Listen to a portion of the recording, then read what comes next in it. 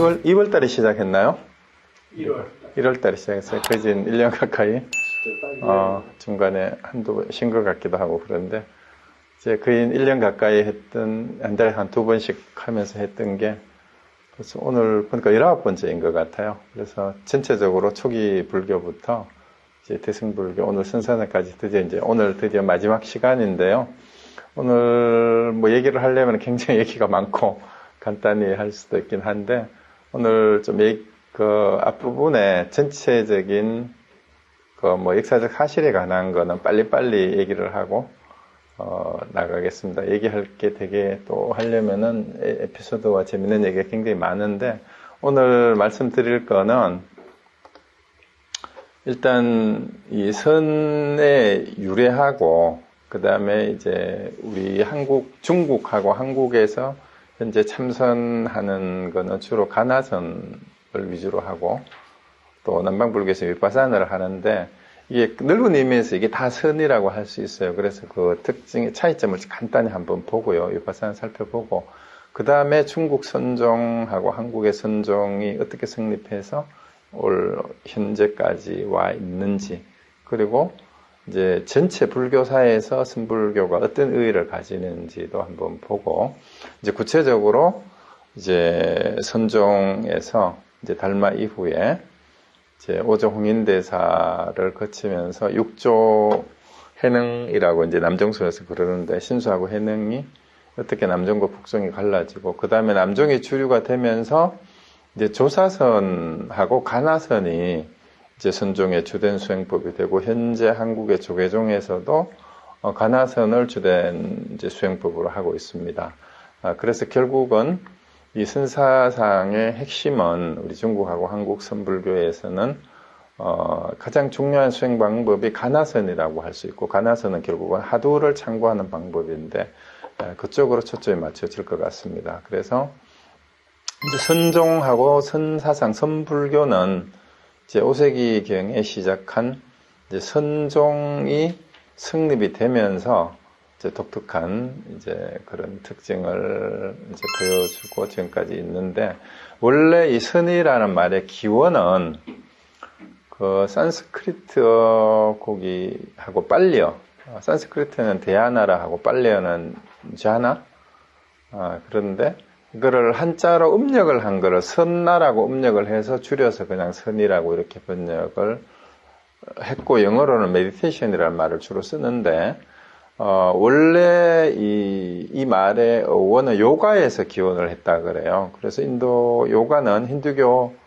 수행자들이 하는 수행법 중에 하나인데, 우리가 요가 그러면 요즘 주로 이제 운동이나 체조로 생각을 하는데, 사실은 그게 아니고요. 요가는 집중 명상법이에요, 핵심이. 그리고 이제 요가 수행자들이 이제 집중 명상을 해서 자선을 하다가 이제 중간중간에 몸을 이제 관리하고, 또 그를 건강법의 하나로 이제 발전한 아사나가 요즘 요가로 알려져 있는데, 사실은 요가의 핵심은 명상입니다.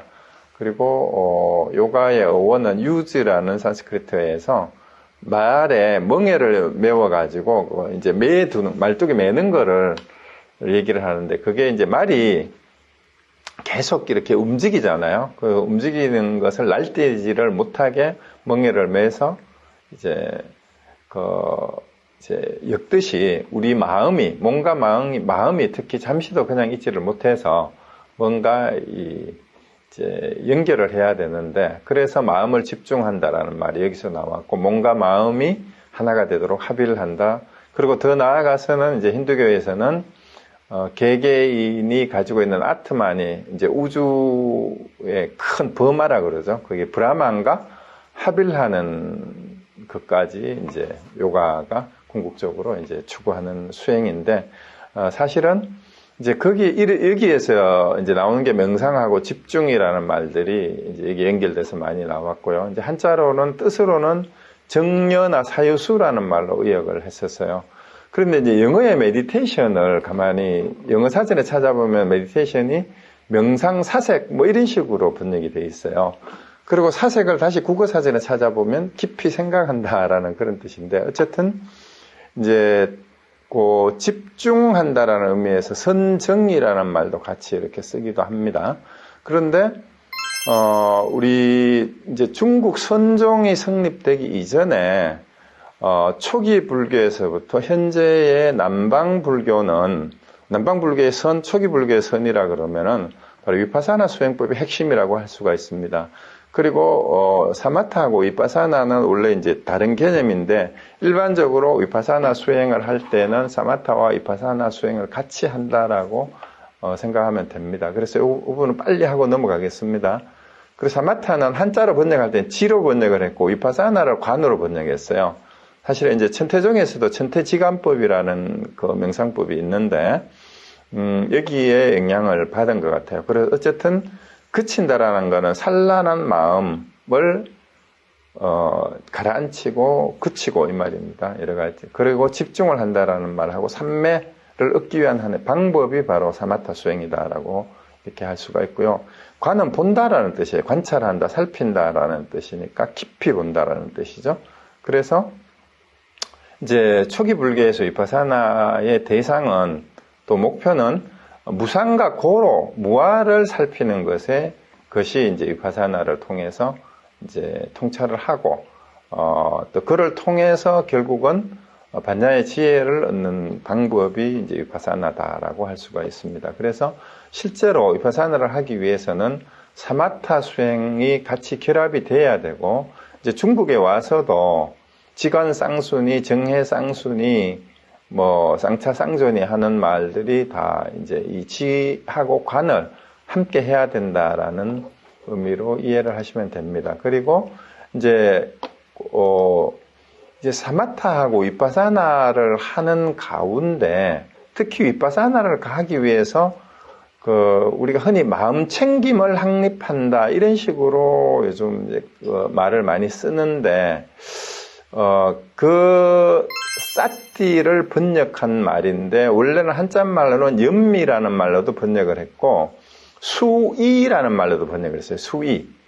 수이라는 말은 그 뜻을 지킨다라는 뜻이, 안반수이경이라는, 혹시 경전 이름 들어보신지 모르겠는데, 안반이 아나파나사티라는 뜻이에요. 안반은. 그러니까 이제 들숨 날숨에 관한 경전이라고 흔히 그렇게 얘기를 하는데, 사티는 여기서 원래는 기억하다라는 동사에서 파생된 명사인데, 여기 영어로도 굉장히 번역을 다양하게 하고 있고, 한국 사람들 중에도 요즘 마음 챙긴다라는 말을 많이 쓰는데, 어떤 분은 마음을 어떻게 챙기냐, 그냥 알아차림이라는 뜻이다, 마음을 지킨다, 살핀다, 이런 다양한 뜻이 있는데, 이런 뜻이 다 포함된 말이라고 생각하면 되고요. 제가 생각하기에는 우리 한자말 가운데 우리가 쓰는 말이 명념한다, 염두에 둔다 할 때 그 염자를 많이 쓰잖아요.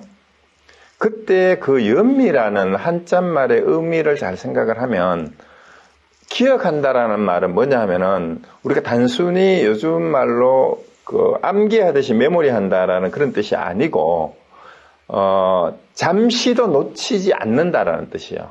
잠시도 놓치지 않고, 잊어버리지 않고, 그거를 그대로 살피면서 알아차리고 있다라는 거니까, 이제 그 천재에 대한 주의 집중이니, 분명한 알아차림이니, 주의 깊게 자각함이니, 관찰이니, 이런 말들을 다 하는데, 어쨌든, 흔들리지 않고 확고하고 이런 말들이 여러 가지 수식어를 써서 이 사띠를 번역을 하는데, 사실은 염자의 한자말의 의미를 잘 명상을 해보시면, 위에 게 뭐예요?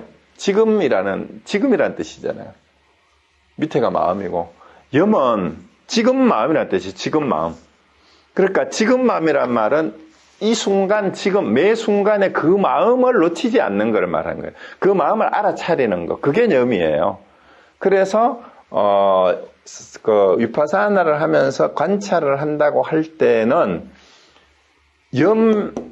사띠를 확립하고, 이거를 마음 챙김을 확립하고, 이 경전을 번역하면서 그렇게 이제 많이 번역을 해놨는데, 이 사띠를 확립하지 않으면은 위파사나가 제대로 되지를 않습니다. 왜냐하면 살피는 게 될 수가 없죠. 왜냐하면 자기가 살피는 그것을 알아차려야 되니까.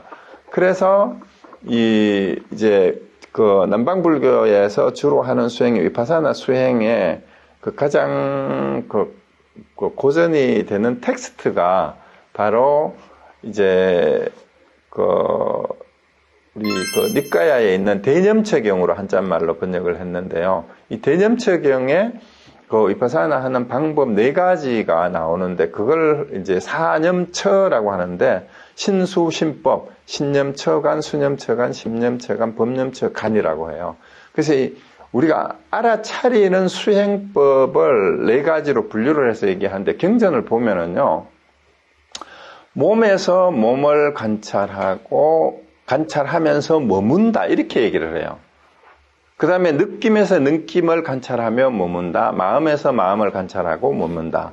법에서 법을 관찰하며 머문다. 이런 구절이 계속 반복이 되는데 몸에서 몸을 관찰하며 머문다. 이 속에 지, 위파사나, 사티가 다 들어가 있어요. 몸에서 몸을 보는데 몸에서 몸을 관찰한다라는 데가 몸을 보되 그 몸의 어떤 특정한 부위를 살펴서 집중해서 보면서 사티를 확립해서 관찰을 하는 거예요. 그리고 그 다음에 수심법도 마찬가지죠. 신수심법에 그 다음에 몸에서 일어나는 느낌 좋다 싫다 그저 그렇다. 그 다음에 마음이 여러 가지로 생각이 굉장히 많이 일어나죠.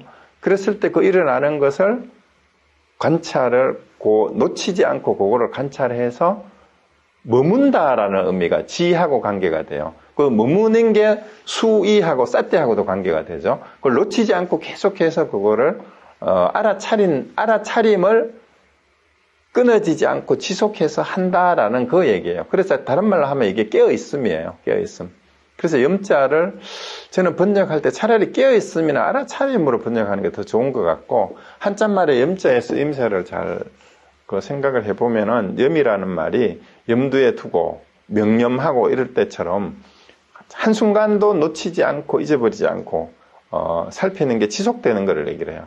우리가 깜빡 정신을 놓았다고 그러잖아요. 그래서 그 정신을 놓지 않고 지속적으로 깨어있는 것 그런 수행이 어쨌든 이 사념처고 위파사나의 핵심이다라는 정도만 보시고 그 다음에 이제 신념처간에 관련되는 이제 몸을 관찰하는 것과 관련해서 제일 이제 중요한 게 호흡법이에요. 이제 몸에서 일어나는 이제 좌정을 해서 자선을 하면서 호흡을 하는데 대념적에도 얘기가 나요. 숨을 들이쉴 때 들이쉬는 줄 알고 내쉴 때 내쉬는 줄 알고 짧게 들이마실 때는 짧게 들이마시는 줄 알고 짧게 내쉴 때는 짧게 내쉬는 줄 알고 길게 들이마실 때는 길게 들이마시는 줄 알고 길게 내쉴 때는 길게 들이마시는 줄 알고 알아차리고 그거를 지켜본다라는 얘기가 이제 대념적에도 그렇게 나와요.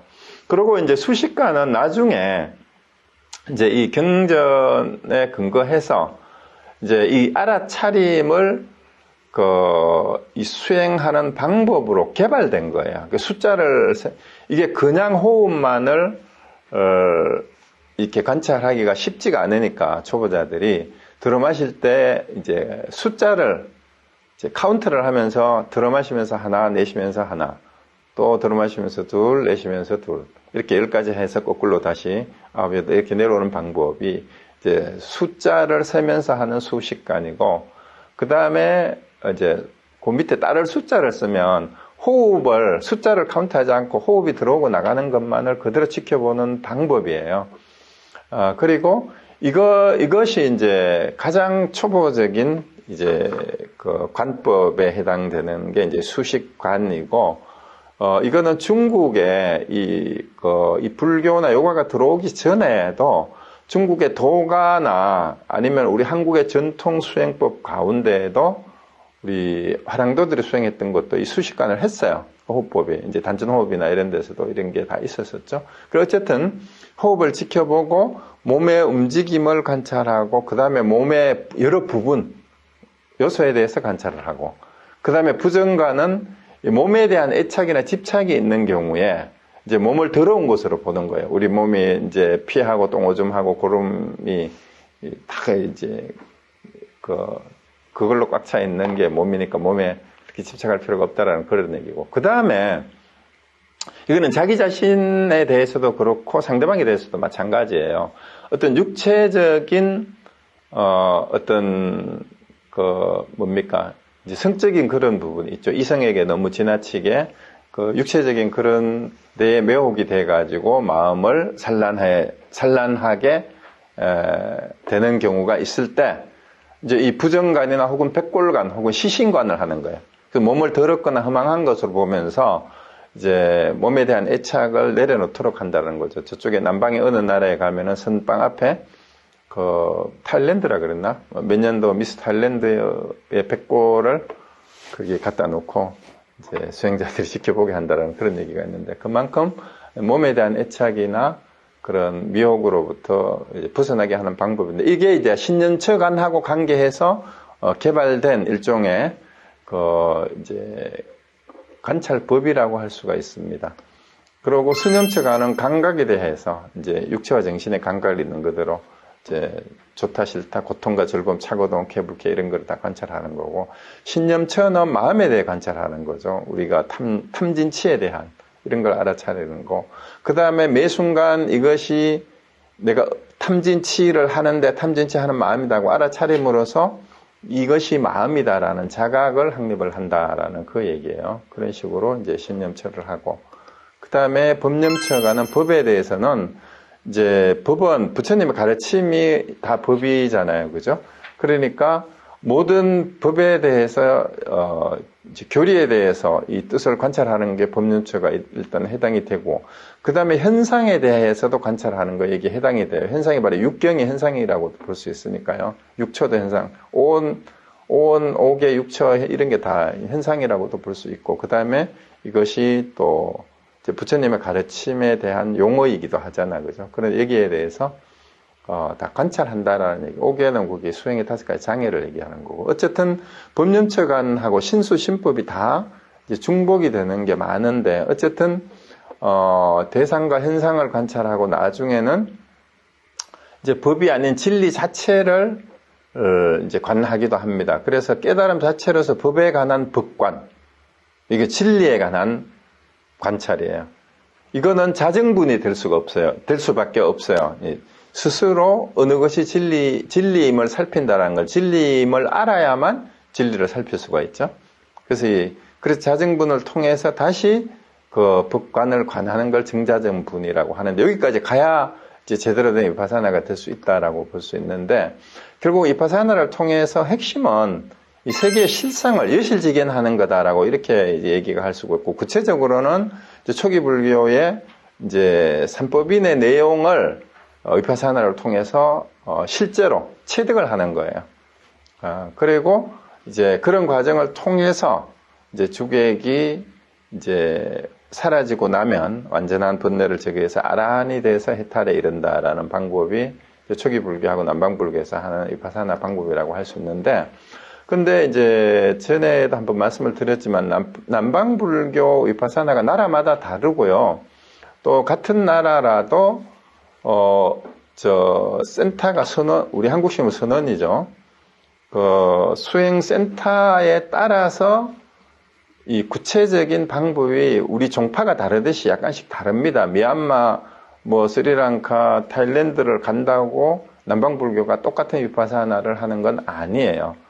그리고 스승이 누구냐에 따라서, 우리나라도 마찬가지죠. 우리나라에도 스님들에 따라서 같은 가나선을 하는데조차도 하두를 참고하고 하는 게 유사점은 있지만 조금씩 뉘앙스가 다르듯이, 미얀마를 가봐도 파옥센터하고 마하시센터하고 또 다른 몇 군데 유명한 5군데 센터에 약간씩 이제 하는 방법들이 다 다릅니다. 그래서 이제 한국 사람들이 미얀마의 어느 특정 센터에 잠깐 갔다 와서 그게 정통이고, 한국의 중국의 섬종은 선불교는 또 대승불교 자체는 이게 불설이 아니기 때문에 정통이 아니다 이런 식으로 얘기하는데, 그거는 이제 불교 역사를 제대로 모르고 하는 소리예요. 지금의 남방불교도 대승불교를 인정하지 않았다 뿐이지, 우리가 부파불교를 했을 때 봤듯이 부파불교의 한 파를 계승한 것일 뿐이에요. 각각의 종단들은.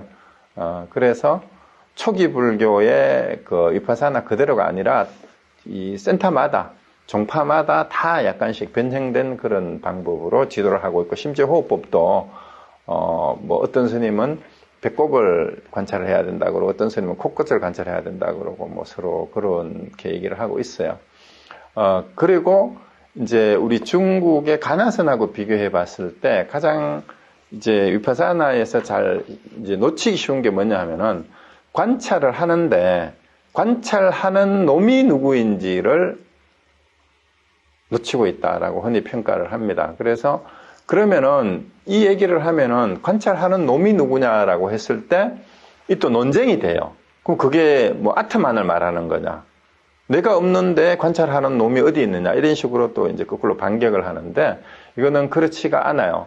그 밑에 뭐냐면 관찰하는 것을 알아채는 그 순간에 자정할 수, 내가 알아챈다라고 그러잖아요.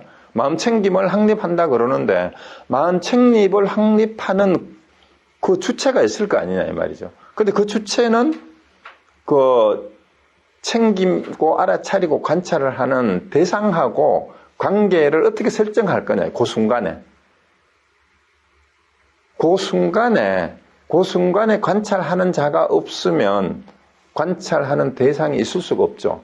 관찰을 한다고 말을 하는 순간 이미 뭐예요? 관찰하는 자가 거기 있잖아요. 관찰하는 놈이. 근데 그게 누군지를 밝혀야 돼요. 그게 아트만이 아니에요. 아트만이 아니라 그거를 이제 대승불교에서는 그걸 불성이라고 하는 거예요. 불성. 그래서 이 불성이나 본래면목, 본성 이렇게 얘기하면은 자꾸 이제 초기 불교에만 매여 있는 사람들은 그건 무아사성에 위배된 진화라고 얘기하면은 그거는 무아에 위배되는 거 아니냐. 그럼 관찰하는 놈은 아가 아니냐.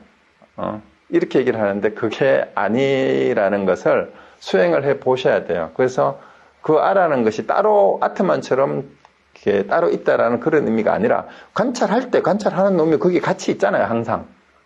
관찰하는 놈이 없으면 관찰을 어떻게 해요? 관찰 자체가 그럼 허망하게 되는 거죠.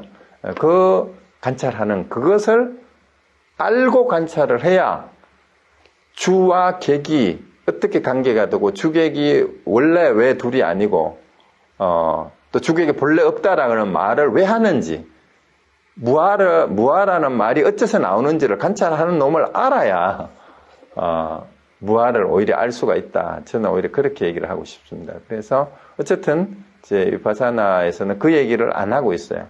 그래서 그 부분이 자꾸 관찰하는 놈을 얘기하니까 무아사성에 위배된다라는 이상한 노이로제 같은 게 있는 것 같아요. 남방불교 하는 사람들, 위파사나 하는 사람들한테는. 그래서 불성론이나 본래면목을 얘기하면은 이 남방에서 오는 강목스님이나 이런 분들도 자꾸 그 얘기를 하죠.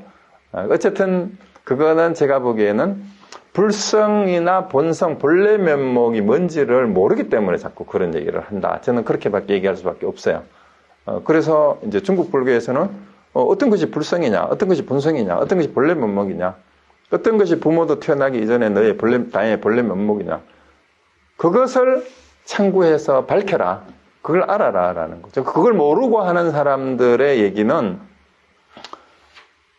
모르면서 그거를 자꾸 아트만, 무아사성에 위배된다. 이렇게 얘기하는 거는 제가 흔히 하는 얘기는 이제 중국 선사들은 그런 주장을 하는 사람들에게 야이 야호정아하고 이제 한자로 야이 들려오 새끼야 이렇게 호통을 쳐버렸어요. 그러고 주장자로 대갈통을 30방을 때렸어요. 그런데 저는 이제 요즘 말로 하자면 본성이나 본래 면목을 주장하면은 무아사성에 위배된다라고 주장하기 전에 선불교에서 중국 선종에서 본래 면목으로 하는 것이 뭔지를 체험을 해봤냐 이 말이에요. 체험을 안 해봤으면 그런 소리를 하지 마시라는 거예요. 그걸 체험을 해보지도 않고 이게 본래 면목이다라는 걸 모르고 그런 얘기를 자꾸 하는 거는 내가 보기엔 여우새끼에 불과해요. 그게 이솝우화의 여우가 지가 못 따먹는 포도를 보고 저 포도는 시다 하고 하는 것처럼 그런 여우하고 똑같은 짓이에요. 그래서 모르거든. 그냥 남방불교에서 이렇게 얘기하는데 뭔가 중국 선종에서 얘기하는 건 뭔가 좀 다른 것 같다. 이게 도대체 뭐냐? 정말로 그게 무아사성에 위배되는 알을 얘기하는 거냐? 한번 수행을 해보고 그러면 그 화두를 점검을 해서 답을 한번 해보시라는 거예요. 그러고 나서 내가 해보니까 이거는 진짜 아트면 맞으니까 그때 버리라는 거죠. 해보지도 않고 그러지 말고. 그래서 먹어보지도 않고 미리 얘기를 할 필요는 없다. 그러면 나는 그건 안 해봐서 그냥 먹은다. 근데 그런 논란이 있는데 왜 그런 논쟁이 있는지는 이제 논리적으로는 이런 문제가 있으니까 그런데 실제로 수행을 통해서 그것을 점검을 했을 때 그것이 무너져 내릴 수 있다라는 것은 해본 사람만이 안다라는 얘기예요.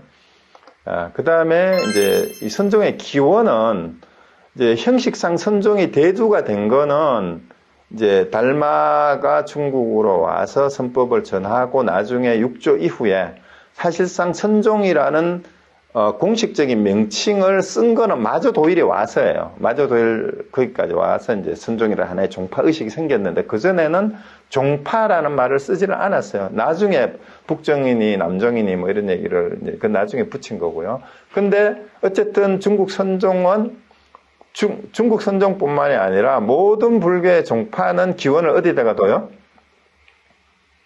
다 부처님에 두죠. 그래야 불교니까. 그래서 선종은 이제 선종이 어떻게 성립이 됐느냐 하는 것, 석가모니 부처님이 마가섭에게 세 군데에서 이신전심으로 마음을 전했다라고 해서 삼처전심이라고 그러죠. 세 군데에서 이신전심했다 이런 말이에요. 그래서 이제 삼처전심이라는 얘기를 하는데 이게 이제 나중에 조사선에 대해서는 조금 이따 설명을 드릴게요. 이제 중국 선종에서 왜 조사선이 교회 벌전이고 이신전심이냐라는 근거가 되는 설이 바로 삼처전심이에요. 그러니까 조사라는 말은 이제 부처님으로부터 경전 이외에 이신전심, 마음으로서 마음을 전해받은 가르침을 직접 몸으로 가지고 온 사람이 조사예요. 그래서 이제 경전에 수록되어 있지 않은 다른 거를 전했다라는 설인데 그 설이 이제 삼처전심이 세 가지죠. 이제 첫 번째가 다자탑 앞에서 이제 가섭이 그 법회를 하는데 두타행을 하잖아요. 이제 돌아다니면서 걸식하고 이러면서 멀리 갔다가 법회를 하는데 늦어서 이제 대중들이 다 빡빡하게 들어차가지고 앉을 자리가 없는데 이제 부처님이 가섭이여 이리 오시오 하고 이제 그 자리를 나누어서 같이 앉았어요. 이게 이제 그런 얘기가 이제 암경의 중본경의 대바석품에 이런 비슷한 얘기가 나온다라고 그러고 그 다음에 영산해상에서 연꽃을 들어 보였다. 이게 그냥 이제 네 글자로 염화미소 혹은 염화시중이라 그러는데요. 이거는 초기 경전에는 없고 전등해요라는 책에 이거를 서술을 하고 있는데 어쨌든 이제 영산해상은 법화경을 설했던 자리죠. 거기에서 이제 뭐 어떤 나찰이 꽃을 가지고 왔다라고도 얘기를 해요. 그리고 하늘에서 꽃비가 내렸다고 이렇게 번역을 하기도 하고 하는데 그래서 그 꽃 한 송이를 들어서 보이니까 대중들은 다들 무슨 영문인지 모르고 어리둥절하고 있는데 마가섭만이 미소를 지었다. 그래서 염하시중은 염은 들어 보이다라는 뜻이에요. 꽃을 들어서 이제 대중들에게 보였다라는 뜻이고 염하미소는 꽃을 들으니까 가섭이 미소를 지었다라는 이런 뜻이고요. 그 다음에 이제 부처님이 열반에 드시고 나서 니련선하에서 이제 그 투타행을 하던 역시 가섭이 이제 늦게 도착을 했죠. 그래서 이미 다른 그 제자들하고 그게 이제 신도들이 다비식을 하려고 이제 화장이죠. 장작을 다 하고 간을 그 위에 올려놓고 이제 상수 제자인 가섭이 오기를 기다리고 있었는데 가섭이 늦게 와서 이제 그 간 주변을 세 바퀴를 돌고 이제 슬피 울면서 이제 얘기를 하니까 인사를 했는데 이제 초기 니까야에는 그냥 이렇게 세 바퀴를 돌고 이제 슬퍼하면서 거기 이제 관을 뚜껑을 열어놓잖아요, 그죠? 거기에다가 가섭이 이제 예를 표했다 발에다가 이제 이렇게 하는데 이게 한자로 번역한 열반경하고 그 다음에 중국 선종의 그 얘기는 그렇게 하니까 부처님이 두 발을 간 밖으로 내보였다. 이렇게 이제 얘기가 돼 있어요. 그래서 이제 초기 그 불교나 니까야를 전공한 사람들은 이 삼처전심이 조작된 거다. 특히 이제 그 각식상부라든가 여마미소는 근거가 없다라고 이렇게 얘기를 해요. 그런데 이게 사실이냐 아니냐보다 더 중요한 게 있습니다. 무슨 얘기냐 하면 중국 선종에서는 어쨌거나 이 세 가지를 화두로 삼아서 다자탑 앞에서 자리를 나누어 앉은 뜻이 뭐냐? 이거를 화두로 제시를 해요. 그 다음에 영산회상에서 부처님이 꽃을 들었는데 가섭이 웃은 이유가 뭐냐? 이 얘기고, 그 다음에 각시상부한 이유가 뭐냐? 뜻이 뭐냐라고 묻는데, 이제 어느 스님은 이 세 가지를 평하면서 이렇게 얘기했죠. 다자탑도 분반자는 절대 평정의 경지를 나타내 보인 것이고, 그 다음에 영산회상에서 이제 꽃을 들자 가섭이 웃은 것은 쓸데없이 평지 풍파를 만드는 쓸데없는 짓을 하지 말아라 라는 그런 뜻이고, 이제 그 각시상부한 뜻은 서로 이제 장단을 맞추는 격이다라고 이렇게 얘기를 했는데 아주 제대로 그 평을 한 것 같아요. 그러면은 이제 해암 스님은 다자탑던 분반자에 대해서 한마디 이르라 하면은 자청룡 우백혼이라 하고 이사는 본래 팔이라 이렇게 평을 했는데 이걸 참고를 해야 돼요. 자청룡 우백호가 무슨 뜻이냐? 이사는 본래 팔인 게 팔이라고 한 뜻이 뭐냐? 이것도 화두는 이런 식으로 자꾸 이제 거량이 됩니다. 그 다음에 가섭은 왜 이제 가섭이 혼자 웃었느냐죠. 연꽃을 들었는데 가섭이 왜 웃었느냐? 그리고 우리 해암 스님은 누가 기자가 찾아와서 물으니까 여마미소의 도리에 대해서 한마디 주십시오 이러니까 그 비웃음의 웃음이니라 이랬어요. 그러니까 기자가 놀라서 비웃음의 웃음이라니요. 놀랐습니다. 하고 무슨 뜻입니까? 하니까 가짠타고 웃었네요. 그랬어요. 그래서 이 평지풍파를 쓸데없이 평지풍파 일으키지 마라. 라는 그런 의미를 이제 아시면 되고요. 그 다음에 이 각시상부에 대해서는 풍동의 심요수라 이렇게 평을 했어요. 그 풍동이라는 말은 바람이 부니 이 말이야. 바람 풍자. 심요수, 마음나무가 흔들린다 그랬는데 마하가섭이 관을 세 바퀴 도니까 부처님이 두 발을 내보였다 라는 데 대해서 풍동의 심요수라 한 뜻이 뭐냐 이걸 또 알아야 돼요. 그러면은 서로 이제 장단 맞춘다라는 의미가 이해가 됩니다. 그래서 이게 사실이든 아니다 아무 관계가 없어요. 관계가 없이 절대 평등의 경지, 쓸데없는 편지풍파를 일으키지 마라. 서로 장단을 맞춘다라는 의미가 뭔지를 알아야 되는 게 이 선종의 화두를 점검하는 그 내용이에요. 일단 그 정도로 하고요.